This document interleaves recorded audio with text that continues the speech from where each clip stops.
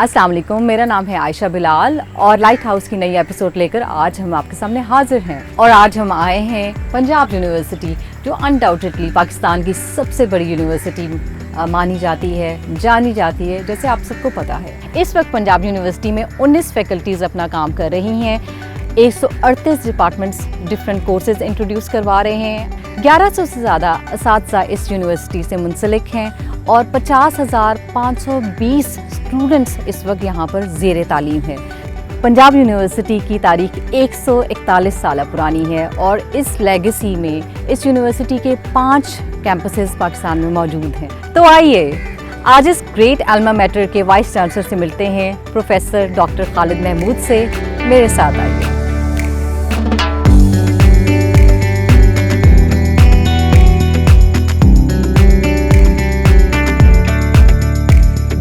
अस्सलाम वालेकुम, कैसे हैं सर आप? जी वालेकुम सलाम, आपका बहुत शुक्रिया मिस आयशा, आप तशरीफ़ लाएँ। सर मैं थोड़ा सा कैजुअली अगर आपसे बात करूं तो मैं वाकई में आपकी बहुत बड़ी मद्दाह इसलिए हूं कि बहुत कम लोग अब सही मानों में जो प्रोफेसर्स रह गए हैं ना पाकिस्तान में, एक्डीमिया में, जो कि एक ग्लैमर से दूर हैं और थोड़ी सी पॉलिटिक्स से भी दूर हैं, उनमें से कुछ लोग अगर उठाए जाएँ तो उनमें आपका नाम सर फहरिस्त आता है। तो ये आपका बहुत बड़ा तारुफ भी है। इसके अलावा हमारा आपसे एक और तारुफ भी है जिसमें आप दुनिया के 2% प्रोफेसर्स में आते हैं जो कि मोस्ट कोटेड माशाल्लाह प्रोफेसर्स में शामिल हैं इंफॉर्मेशन साइंसेस के अंदर। तो इसको थोड़ा सा एलैबोरेट करेंगे पहले और उसके बाद हम आपके पास आएंगे आपके बचपन की यादें लेकर।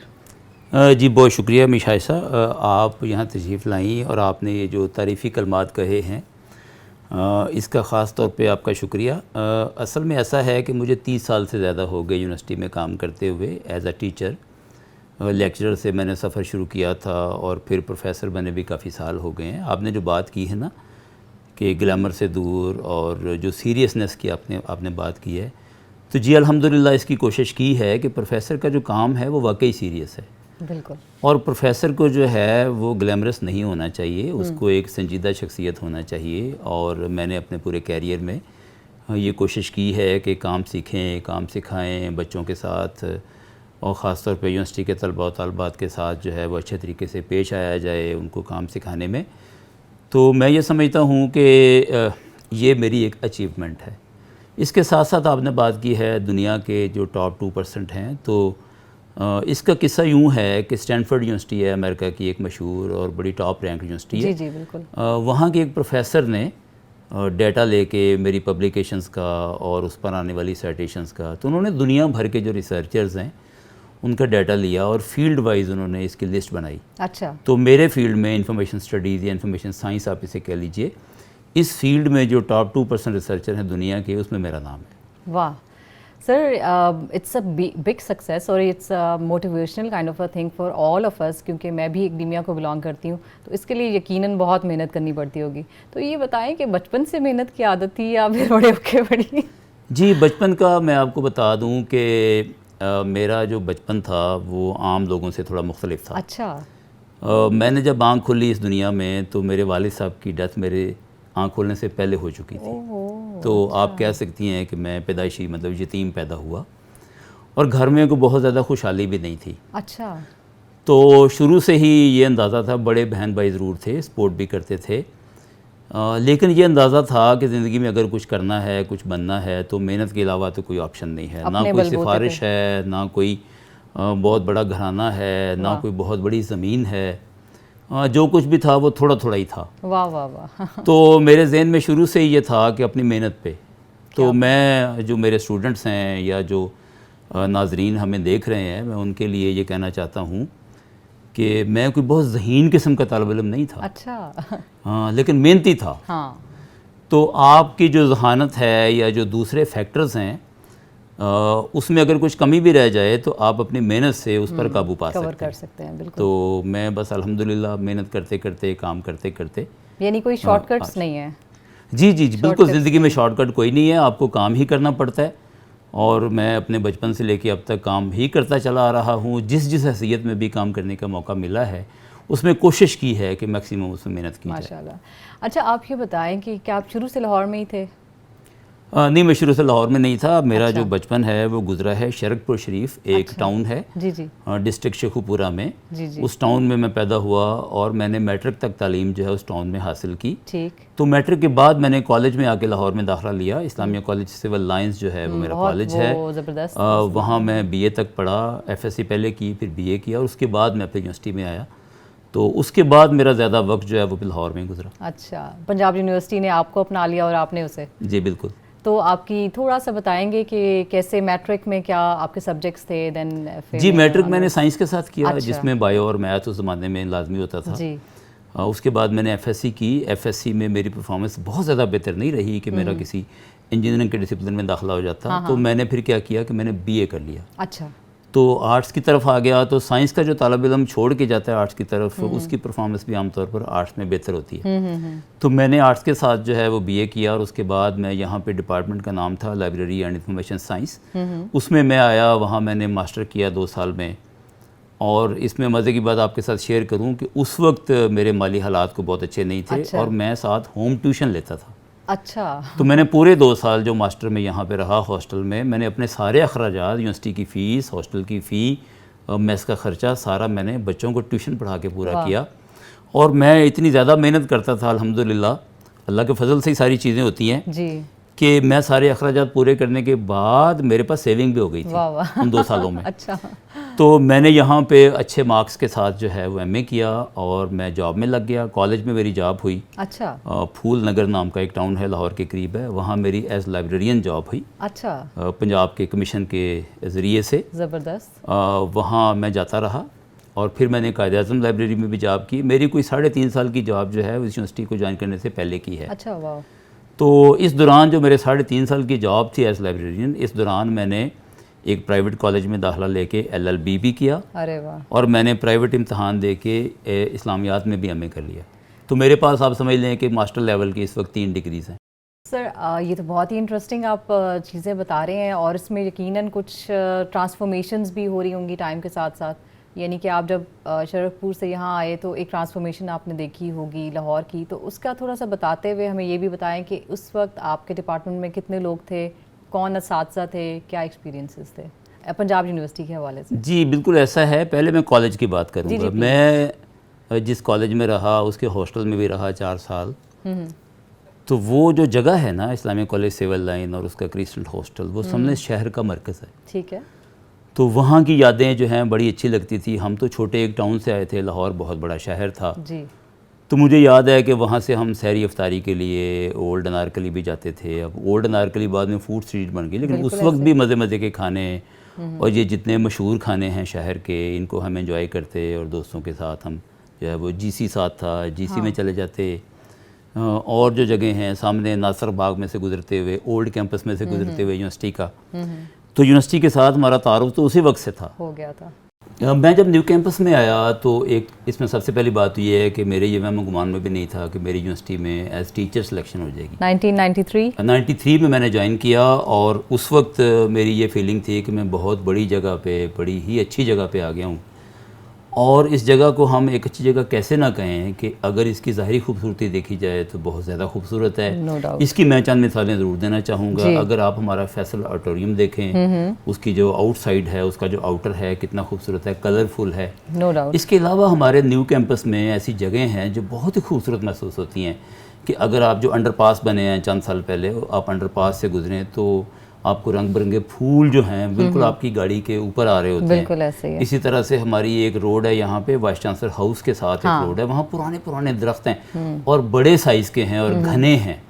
تو میں یہ سمجھتا ہوں کہ یہ بہت خوبصورتی کی بات ہے. ہمارے یہاں پہ بہت سے جانور, بہت سے پرندے ایسے پائے جاتے ہیں جو نہیں ہوتے, جو شہر کے اور حصوں میں ان کا امکان نہیں ہوتا. اکثر لوگ جب وزٹ کرتے ہیں یہاں پر تو وہ یہی کہتے ہیں کہ یہ لاہور کے دل میں جگہ ہے, اور لگتا نہیں ہے کہ یہ اتنی خوبصورت اور اتنی گرین ہوگی.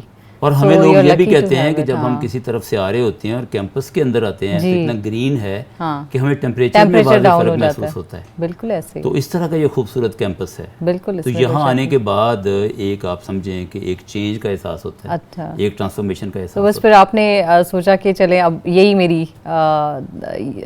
میرا مستقبل بھی اور پچھلے کئی سالوں سے اپنی رہائش بھی کیمپس کے اندر رکھی. اچھا واہ زبردست.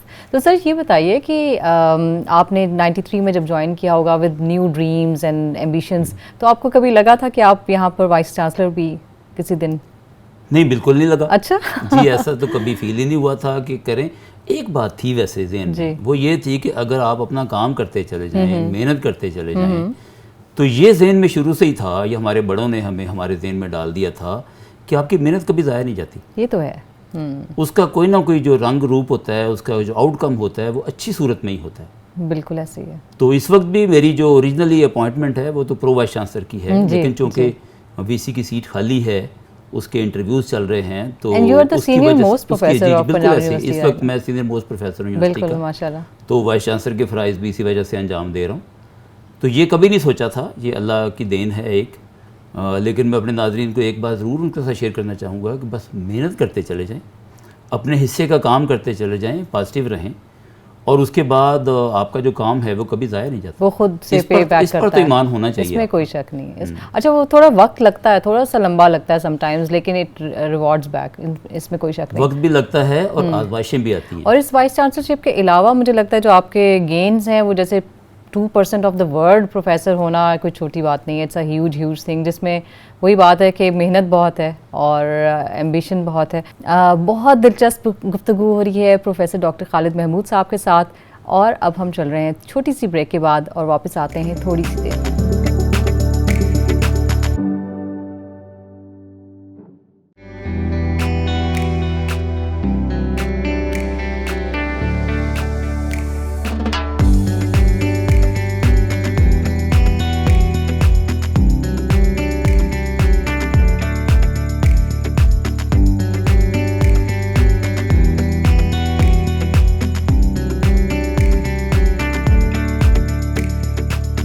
Welcome back viewers.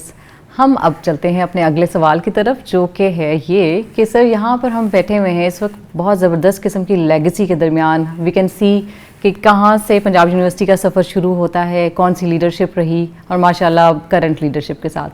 تو سر اس میں ہم اگر آپ سے یہ پوچھنا چاہیں کہ ریسورس بلڈنگ میں پنجاب یونیورسٹی کا کیا رول رہا ہے, کیونکہ پہلے ہم نے اس کی کلیکٹیو رول کی بات کی, لیکن اگر ریسورس یعنی کہ اسٹوڈنٹس اور ٹیچرز کی بات کریں تو. جی بالکل, جیسے آپ نے دیکھا کہ ہم اس وقت یونیورسٹی کے جو نیو کیمپس ہے اس کے وائس چانسلر آفس کے کمیٹی روم میں موجود ہیں. جی. یہاں آپ کو اپنے ارد گرد تصاویر نظر آ رہی ہیں, کچھ انگریزوں کی, کچھ پاکستانیوں کی. بالکل. تو پاکستان بننے سے پہلے انگریز جب یہاں تھے تو وہ اس یونیورسٹی کے وائس چانسلر ہوا کرتے تھے. پاکستان بننے کے بعد آپ کو مسلم نیم زیادہ نظر آئیں گے, تو وہ پھر وائس چانسلر رہے. تو اس روم میں جتنی بھی تصاویر ہیں یہ اپنے اپنے زمانے کے وائس چانسلر کی ہیں. بالکل ٹھیک ہے. تو واقعی یہ ایک بہت بڑی لیگسی ہے پنجاب یونیورسٹی کی. دیکھیں پنجاب یونیورسٹی کے جو آپ نے رول کی بات کی ہے نا کہ ریسورس بلڈنگ میں, یہ یونیورسٹی اس ملک کی سب سے قدیم یونیورسٹی ہے. تو اس یونیورسٹی کے بعد جتنی یونیورسٹیز بنی ہیں اس ملک میں, اس وقت ان کی تعداد جو ہے وہ 200 سے اوپر چلی گئی ہے. ان تمام یونیورسٹیوں میں کسی نہ کسی انداز میں پنجاب یونیورسٹی کا رول رہا ہے. بالکل. ایک تو یہ ہے کہ ان کا جو قانون بنا, ان کا جو ایکٹ بنا, تو پنجاب یونیورسٹی کے ایکٹ کو کنسلٹ کیا گیا. بالکل. پھر بہت ساری یونیورسٹیز تو ایسی رہی اس ملک میں کہ جس میں جو وائس چانسلر گئے وہ اس یونیورسٹی سے گئے. جی موسٹلی آج بھی ہماری اس یونیورسٹی سے 10-11 وائس چانسلر جو ہیں وہ مختلف یونیورسٹیوں میں سرو کر رہے ہیں, وہ ہمارے پروفیسر ہیں. بالکل. شاید یہ اعزاز شاید ہی کسی اور یونیورسٹی. جی بالکل صحیح ہے. اس وقت جو پنجاب ہائر ایجوکیشن کمیشن کے چیئرمین ہیں وہ بھی اسی یونیورسٹی کے ایک بالکل ایسے ہے, کیمیکل انجینئرنگ کے. تو یہ ہمیں اعزاز حاصل ہے. اس کے علاوہ یہ ہے کہ نئی یونیورسٹیاں جب اس ملک میں بنتی رہیں, جیسے جیسے بنتی رہیں, تو ان کے جو سسٹمز بنانے میں ہمارا جو سٹاف ہے اس کا بڑا رول رہا ہے. بالکل. کہ وہاں ایگزامینیشن سسٹم کیسے بنے گا, وہاں ریسرچ کا سسٹم کیسے بنے گا, وہاں پہ باقی معاملات کیسے ہوں گے, وہاں پہ سیمیسٹر رولز کیا ہوں گے, ان کی فیکلٹی کے جتنے مسائل ہیں وہاں پہ کون سے مسئلے کو کیسے حل کرنا ہے, اس میں جو ہے نا. اور ہماری یونیورسٹی جو ہے ایک جیسے بڑا بھائی ہوتا ہے نا کہ اپنے چھوٹوں کو پالتا بھی ہے, ان کی مدد بھی کرتا ہے. ایک بڑے بھائی کی طرح اس یونیورسٹی کا کردار ہمیشہ سے رہا ہے. بالکل. اور خاص طور پہ میرے پاس سے جب یہ رول ہے جب سے ہے تو میں نے خاص طور پہ اپنے اسٹاف سے کہا ہے, کل میں اپنے رجسٹرار سے یہ کہہ رہا تھا کہ بھئی ساری یونیورسٹیز اس ملک کی ہماری یونیورسٹی ہے. بالکل صحیح. تو کہیں سے کوئی کیوری آئے, کہیں سے کوئی ہیلپ کے لیے آئے تو ہم نے جو ہے ان کی ہیلپ کرنی ہے اور ہر طرح سے اپنا ٹائم دینا ہے, اپنی انرجی دینی ہے. اب کل ہی کی بات ہے کہ ہمارے جو ڈائریکٹر انفارمیشن ٹیکنالوجی ہیں ان کو ہم نے کسی دوسری یونیورسٹی میں بھیجا ہوا تھا کہ انہوں نے کچھ اکوپمنٹ پرچیز کرنا ہے تو وہاں جا کے ان کی ٹیکنیکل ہیلپ کرو. تو اس طریقے سے ہماری یونیورسٹی جو ہے اپنے سارے چھوٹے بھائیوں کو بہنوں کو جو ہے وہ ان کو اپنے پاؤں پہ کھڑا کرنے میں مددگار ثابت ہو رہی ہے. بالکل, اس میں کوئی شک نہیں ہے. I have practically seen it basically. Sir اب ہم اپنے بالکل کنکلوڈنگ کویشچن کی طرف جائیں گے جو کہ آج کل کی ایک بڑی ڈبیٹ بھی ہے کہ برین ڈرین جو ہمارا ہو رہا ہے. جیسے اب ہم بات کریں کہ پنجاب یونیورسٹی ماشاء اللہ اس وقت جو یہاں پر ریگولر اسٹوڈنٹس ہیں ان کی تعداد 50,000 سے زیادہ ہے, تو یقیناً وہ کنٹری کی اکانومی میں بھی کنٹریبیوٹ کر رہے ہیں. لیکن اس کے ساتھ ساتھ ہم دیکھتے ہیں کہ ہمارے لوگ بہت کیپیبل لوگ باہر بھی جا رہے ہیں بہت تیزی کے ساتھ. تو آپ اس کو پازیٹیو سینس میں دیکھتے ہیں یا نیگیٹو میں, یا کیسے آپ اس چیز کو انالائز کریں گے؟ آپ دیکھیں برین ڈرین کا جو ایشو ہے نا یہ ایک ڈیبیٹیبل ایشو ہے جی. اس کی ایک پازیٹیو سائڈ ہے اور دوسری نیگیٹو سائڈ ہے.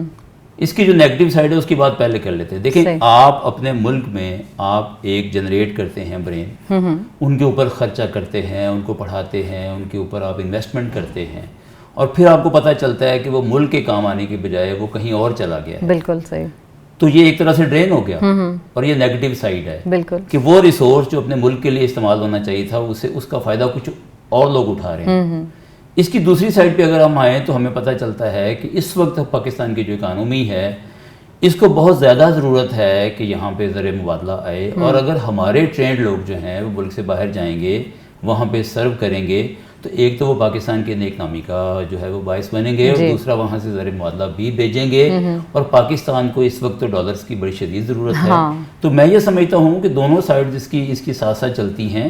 اگر پاکستان کی اکانومی اس قابل کبھی ہو جائے, اللہ کرے کہ آئندہ جا کے ہو جائے, کہ ہمارے وہ جو لوگ باہر کام کرتے ہیں ان کے اندر پوٹینشیل تو دنیا نے دیکھ لیا کہ ہے, ان کی صلاحیت کا جو لوہا ہے وہ مانا جا چکا ہے دنیا کی طرف سے, ان کو پاکستان میں واپس لایا جائے اور پاکستان کی انڈسٹری کے اندر ان کو کھپایا جائے اور پاکستان کی ترقی میں ان سے کام لیا جائے. بالکل. ابھی ہماری بہت پروڈکٹیو کنورسیشن چل رہی ہے جس کو ہم کنٹینیو کریں گے ایک چھوٹی سی بریک کے بعد.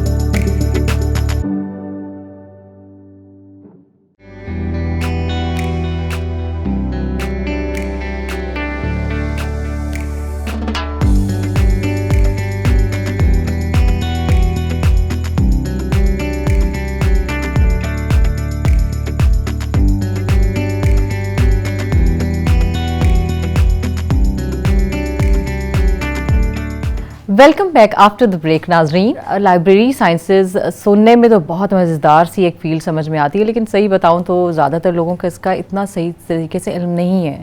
جیسے میڈیسن کی بات کریں تو فوراً سمجھ میں آ جاتا ہے کہ جی ڈاکٹر بن رہا ہے, انجینئر بن رہا ہے, لیکن کچھ ڈسپلنز ہوتے ہیں جن کا رول بہت بڑا ہوتا ہے مگر ان کے بارے میں تھوڑی سی سینس میں کمی ہوتی ہے. تو آپ تھوڑا ایلیبریٹ کر سکتے ہیں ہمارے لیے؟ جی بہت شکریہ میڈم. یہ جو فیلڈ ہے نا واقعی آپ کی بات صحیح ہے کہ بہت سارے لوگ جو ہیں اس سے واقف نہیں ہوتے. میں انتہائی مختصر الفاظ میں آپ کو بتا دیتا ہوں یہ فیلڈ کیا ہے. جی دیکھیں, انسان پچھلی کئی صدیوں سے جو کچھ سوچتا ہے اس کو نالج کی صورت میں یا انفارمیشن کی صورت میں اس کو سٹور کرتا ہے. جی. اب سٹور کرنے کے لیے آپ جانتی ہیں کتابیں بھی ہیں, سٹور کرنے کے لیے بعد میں یعنی پچھلے کچھ سالوں سے آڈیو بھی ہے, ویڈیو بھی ہے, پکچرز بھی ہیں, انسان پیڈنگ کرتا ہے. انسان کی جو سوچ ہے اس کے اظہار کو سٹور کیا جاتا ہے. بالکل. اور جہاں پہ سٹور کیا جاتا ہے اس کو آرگنائز کرنا اور اس طریقے سے آرگنائز کرنا کہ جب کسی یوزر کو اس کی ضرورت پڑے تو اس کو آسانی سے وہ مل جائے اور وہ پریویس جو جنریشنز ہیں ان کے نالج کو یوز کر سکے. اس کو لائبریری سائنس کہتے ہیں. واہ. انسان کا جو نالج ہے وہ لائبریریز کی شکل میں محفوظ ہے دنیا میں. بالکل ایسے ہی. اور یہ لائبریریز ہیں جس میں کتب ہیں, رسائل ہیں, فلمز ہیں اور اس کے آج کل کے دور میں سی ڈیز ہیں, ڈی وی ڈیز ہیں. تو یہ شکلیں تو بدلتی رہی ہیں لیکن جو بنیادی مقصد تھا وہ نالج کا تھا. بالکل. اور یہی وجہ ہے کہ جب سے ٹیکنالوجی آئی ہے یہ چونکہ کام ایک لائبریری کی حدود سے باہر نکل گیا ہے، اس کے لیے انٹرنیٹ بہت بڑا سورس بن گیا ہے. انٹرنیٹ کے علاوہ بہت سارے سورسز ہیں جی، تو اسی لیے اس کا جو نام ہے وہ صرف لائبریری سائنس کی بجائے اب اس کو انفارمیشن سائنس یا انفارمیشن مینجمنٹ کہتے ہیں. واہ. اور اس میں ظاہر ہے پڑھنا بھی بہت پڑتا ہوگا، دنیا بھر کی کتابیں، اور اس طرح کتابوں کا کام ہے کتابوں اور ڈیٹا کو مینیج کرنا، اس کو انڈرسٹینڈ کرنا. تو یقیناً جو اس کو مینیج کرتے ہیں وہ پڑھتے بھی. میں نے کیونکہ کچھ لائبریری سائنٹسٹ سے ملی ہوں اور اس میں آپ بھی اب شامل ہو رہے ہیں تو آپ بہت پڑھتے بھی ہوں گے. تو آپ کا اس میں دیکھیں نا، جب آپ کا مقصد جو ہے وہ جو انفارمیشن کا یوزر ہے جی اس کو انفارمیشن اچھے طریقے سے دینا ہے، تو جو انفارمیشن آپ کے پاس ریزروائر میں ہے جی اس سے آپ کی اپنی اچھی واقفیت بھی ضروری ہے نا. جی بالکل. وہ تبھی ہوگی جب آپ اس کو دیکھیں گے، اس کے بارے میں آپ کے پاس بنیادی معلومات ہوں گی. بالکل. تو اس فیلڈ میں ظاہری بات ہے کہ آپ کو دنیا جہان کے جتنے فیلڈز ہیں ان کا ایک بیسک نالج تو آپ کے پاس ہونا چاہیے. بالکل ہونا چاہیے. سر اس میں اب آپ یقیناً جب آپ نے ماسٹرز کیا اور اس کے بعد آپ پی ایچ ڈی کی طرف گئے، دین پوسٹ ڈاک آپ نے آپٹ کیا یو ایس اے سے کرنا، تو اس نے کتنا ہیلپ کیا یا پھر اس ایکسپوجر کے بارے میں آپ کچھ بتائیے گا پلیز. ایک تو یہ کہ میرا یہ بہت بڑا ڈریم تھا کہ میں ایک ایسے ملک سے پوسٹ ڈاک کروں جی کہ جو ساری دنیا کو اس وقت گورن کر رہا ہے، ساری دنیا کے اندر اس نے سب سے زیادہ ترقی کی ہے، سب سے زیادہ امیر ملک ہے. تو میں نے انتخاب کیا امریکہ کی ایک بہت اچھی یونیورسٹی تھی. جب میں گیا تھا تو اس وقت اس یونیورسٹی کی ورلڈ رینکنگ جو تھی وہ 13 نمبر پہ تھی. واہ. تو اس کا نام ہے university of California Los Angeles. وہاں میں نے کوئی 9 مہینے کا ٹائم گزارا. میں نے پوسٹ ڈاک وہاں پہ ریسرچ کی اور وہاں پہ رہ کے میں نے بہت سیکھا. اور میرے ذہن میں جو ایک بنیادی سوال تھا وہ یہ تھا کہ یہ کیسے لوگ ہیں، ان کے کیسے ادارے ہیں کہ انہوں نے اتنی ترقی کر لی ہے. واہ.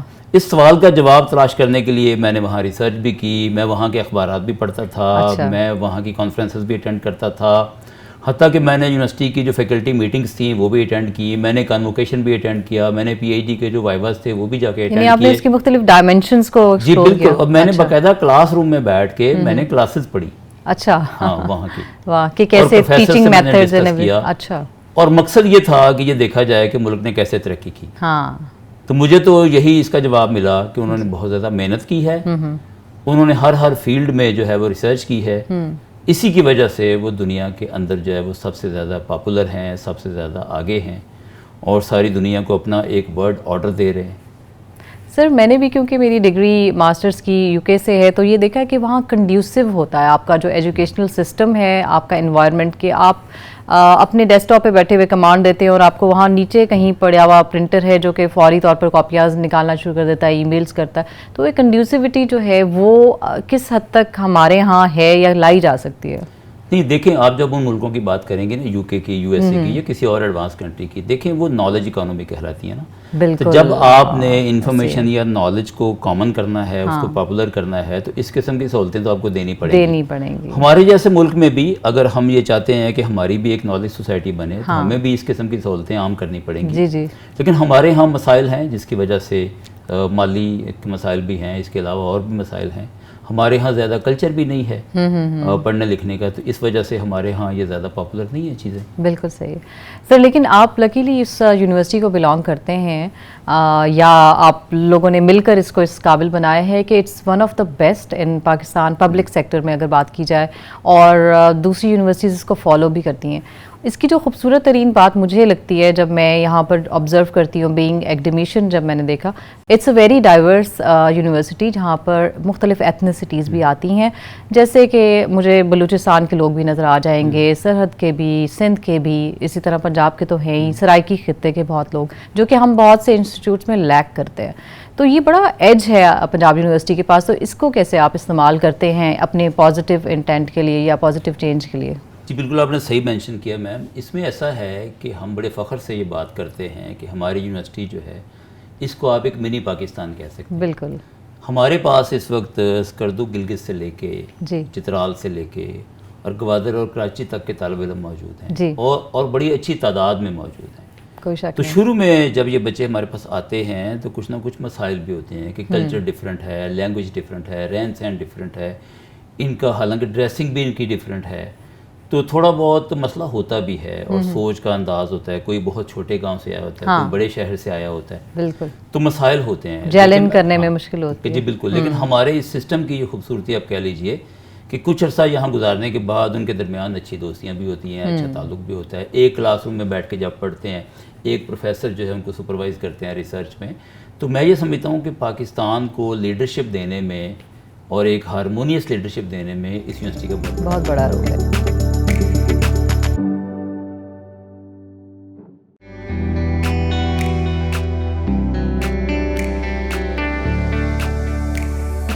Welcome back after the break. ناظرین, ابھی ریسنٹلی میں نے ایک الومنائی ایونٹ اٹینڈ کیا تھا یہاں پر پنجاب یونیورسٹی میں, اور میں اس سے پہلے بالکل بھی نہیں جانتی تھی کہ اتنا بڑا کنٹریبیوشن اس یونیورسٹی کا اوور آل یا over the period of time ہوا ہے اور آگے بھی, کیونکہ سب یونیورسٹیز اس کو فالو کرتی ہیں. لیکن اس طرح مجھے نہیں پتا تھا کہ اتنی بڑی بڑی سیلیبریٹیز بھی یہاں پر موجود رہی ہیں, یہاں سے تعلیم لے کر جا چکی ہیں.